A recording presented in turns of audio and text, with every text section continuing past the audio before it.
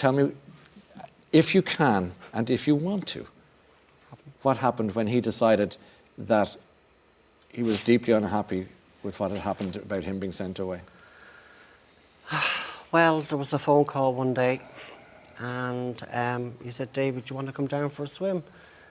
I said, "Yeah, why not?" He said, "Come down to his room in Blackrock College in Clairville."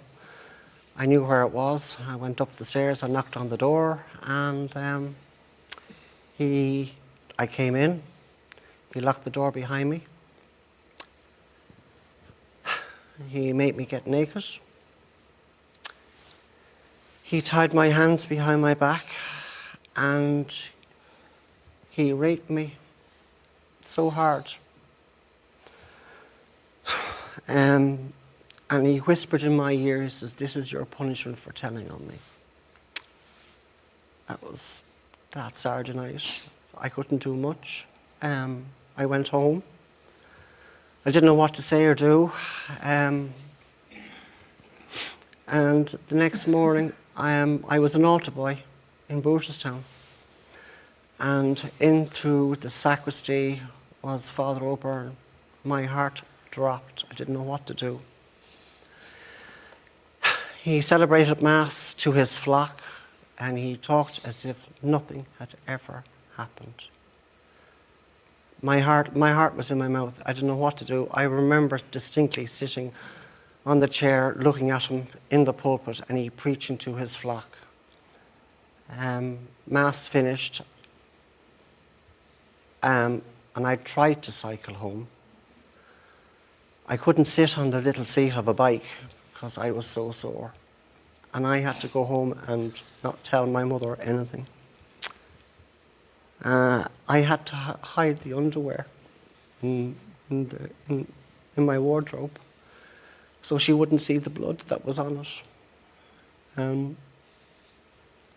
He was horrific.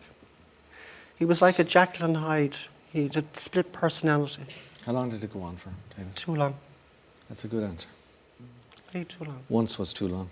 Yeah. He raped me 3 times. He raped me in the school, in his room, and he raped me in the library. And that's when I brought them down. When we wanted to make an apology, I brought them to say, "I want an apology." And they asked me, "David, where do you want this apology?" I said, "I want it in the library where the first time he raped me." And he raped me on a Friday evening. I'd come down after lunch, and I could distinctly still, to this day, smell the whiskey from his breath. He'd come in, there was 2 doors into the library. He would lock both doors, and there was a cubicle. There were cubicles around. And he'd come in, and he would absolutely go hammers and tongs on me. This hasn't been an easy conversation for either of you, but I really think you've done us a service tonight as all your brothers and sisters. Welcome home, Mark. And I'd nearly say to you, David, welcome back. Thank you. Because that took bravery. Thank you both very much. Well, as you can see, people are... Well, there you go. There's your answer. That doesn't happen very often. Thank you. Wow. Well done.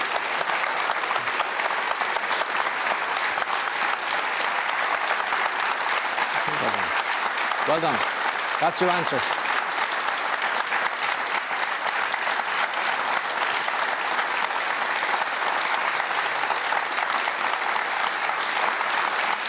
I think what we just heard there was modern Ireland's answer to an old problem, and modern Ireland's answer to say, in a word, enough. Yeah. And in 2 words, thank you. Thank you very much. Okay. Now you do know, if you know, or if anyone you know has been affected by any of the issues raised tonight, you can go to rte.ie/helplines for support. And to speak to someone directly, you can contact the National 24-hour Rape Crisis Helpline on 1800 77 8888 for free confidential support. You could be sitting there tonight thinking, that's my story, They told my story. I've never wanted to share it. I never wanted to talk to anyone. Maybe now's the time. So take your time, take a breath, and maybe pick up the phone.